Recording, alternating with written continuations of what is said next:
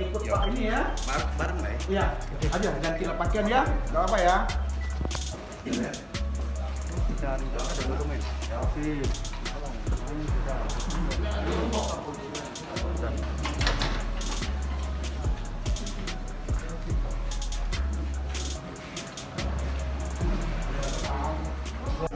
Ada di belakang korban dan juga pihak Siloam.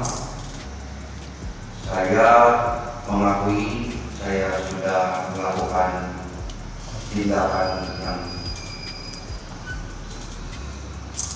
kurang baik dikarenakan saya mungkin juga sudah kelelahan karena sudah 4 hari saya harus menjaga anak saya, ditambah lagi bulan Ramadan ini, dan juga bahwa dengan panas matahari ya semuanya saya tersulut emosi sesaat itu saja. Dan saya mohon juga kepada pihak-pihak yang merasa dirugikan, kepada korban, keluarganya, supaya dibukakan pintu maaf buat saya.